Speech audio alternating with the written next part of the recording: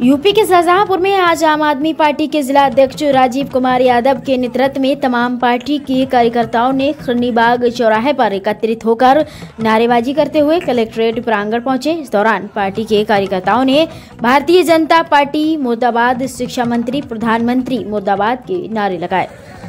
तदुपरांत जिलाध्यक्ष राजीव कुमार यादव ने राष्ट्रपति के नाम एसडीएम अतिरिक्त जीत कुमार को एक मांग पत्र सौंपते हुए कहा कि नीट परीक्षा, जो कि देश की सबसे प्रतिष्ठित और बड़ी परीक्षाओं में से एक है, उसका पेपर भी लीक हो गया। दूसरी तरफ यूजीसी नीट परीक्षा संपन्न होने के बाद रद्द कर दी गई। इसका मतलब इसका पर्चा भी लीक हुआ है या परीक्षा में धांधलीबाजी हुई है। बेरोजगारी और पेपर लीक समस्या से जूझ रहे नौजवानों को भ्रष्टाचारी सरकार ने एक और झटका दे दिया है। जहां संवेदनहीन मोदी सरकार में भर्तियों का टोटा है, तो वहीं दूसरी ओर भ्रष्टाचार में डूबी सरकार सभी प्रकार की परीक्षाओं का पेपर लीक करवाने की जिम्मेदारी है।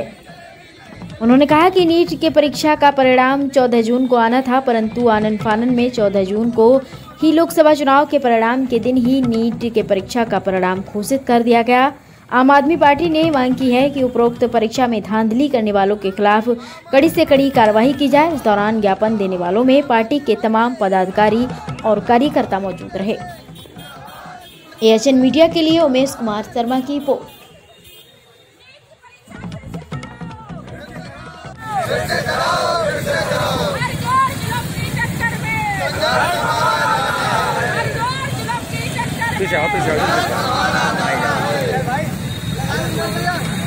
आम आदमी पार्टी जिंदाबाद, मुर्दाबाद, भारतीय जनता पार्टी मुर्दाबाद, नीट की परीक्षा फिर से कराओ, नीट की परीक्षा फिर से कराओ, शिक्षा मंत्री मुर्दाबाद, शिक्षा मंत्री मुर्दाबाद, शिक्षा मंत्री मुर्दाबाद।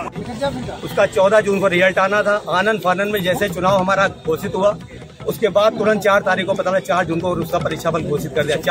14 जून को आना था, 4 जून को परीक्षा फल घोषित करने का क्या मतलब था? मतलब ये था मोदी जी को प्रधानमंत्री नहीं बनना था, अपने लोगों को इन्होंने, अपने इनके मंत्रियों को, इनके बच्चों को एडमिशन कराना था, इसलिए इसमें धांधलेबाजी करी गई। इसका पर्चा आउट हुआ, पता लगा 720 नंबर का पेपर होता है, यानी 1800 क्वेश्चन आते हैं। अगर एक क्वेश्चन गलत हुआ तो 716 नंबर होने चाहिए, गलत हुआ तो 715 होने चाहिए, और अगर एक क्वेश्चन छोड़ा बच्चे ने 716 नहीं, 718, 719 नंबर 720 में कैसे आ सकते हैं? ये तो एक अचंभा है देश में, पहली बार ऐसा हुआ है। और मोदी सरकार जब से आई है, अभी देखिए उसके बाद फिर यूजीसी नेट परीक्षा हुई है। बताइए, इतनी बड़ी परीक्षा देश की है, उसके साथ भी मजाक हुआ, उसको उस परीक्षा को गृह मंत्रालय के कहने पर रद्द करना पड़ा। ये मतलब हालात है। इससे पहले आपने सुना होगा हमारे उत्तर प्रदेश में भी एक घोटाला सरकार बनकर, मतलब पेपर लीक सरकार बनकर रह गई थी।